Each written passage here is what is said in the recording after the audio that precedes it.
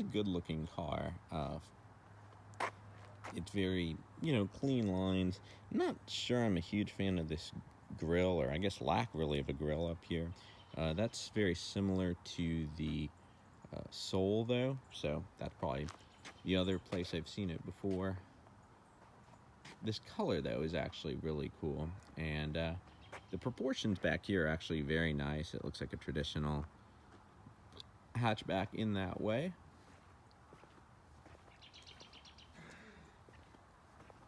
And then back here, I actually quite like the styling. I think it's kind of reminiscent of Volkswagen, actually. I would have to say. Storage space in here. This model does not have keyless go, so you have to activate everything manually. Storage space with the seats up, it's pretty tall.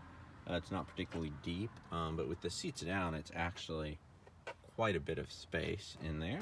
In the back seats here, 2 6-feet people could fit. It's actually a little bit smaller than I thought it might be. So getting in and out is pretty easy. Manual seats. I do like that. I hope it comes across. Yeah, it comes across well in the video. The pattern in the seats there, it's kind of a nice touch.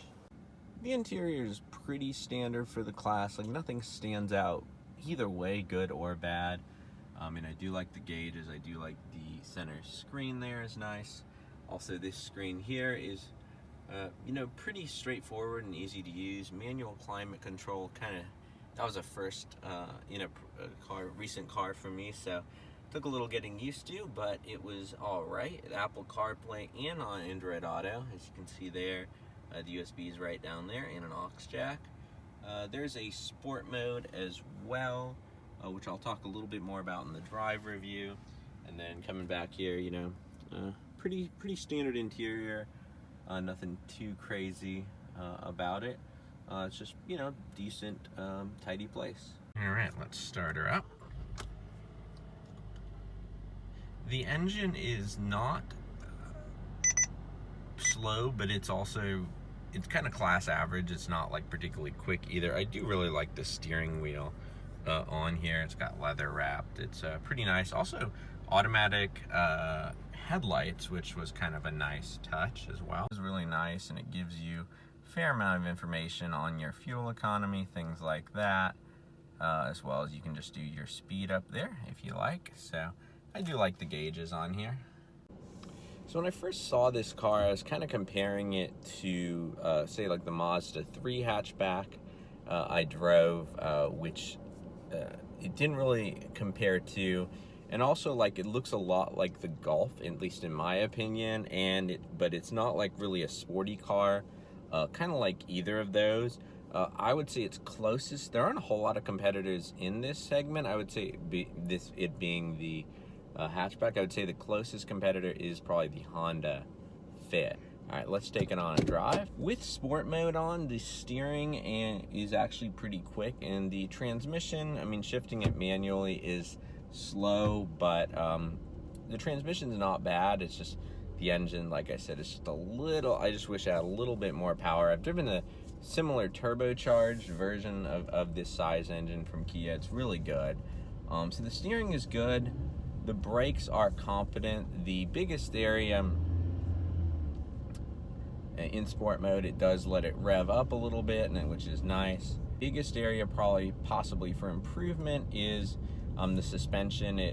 It's not like the most comfortable car in the class, yet it's also not really the sportiest either. Now, even in the high-end trim, this car still checks out under $20,000 at 19, so the value proposition of this car is very good, which I think Kia is hoping a lot of people will get this as their starter car and then upgrade, to nicer Kias as they, get older and more financially able.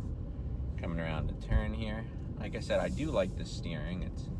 Kia does a better job than Hyundai there, I would say. Like I said, it can get around a turn. It just doesn't really inspire you to want to go quickly around turns. So in addition to being surprisingly comfortable, I think that's what surprised me most. It's also pretty quiet for the class. Definitely at higher speeds you do get some wind noise, but for the most part it's not too bad. Now, areas of improvement on this car, obviously, like I mentioned, it could use more power, but that's just like a personal preference. It would be nice to have automatic climate control. That's another thing. The interior could just use a little something extra to kind of pop it up. Here it is with like red and some leather. To make it, these things would all make it class leading, whereas right now it's just, you know, a very solid contender in this class. So I think this car has a unique place in that, like I said, there aren't that many hatchbacks, at least here in the States, you know, in this price point and in this size. Until next time, my speedy racers, drive on.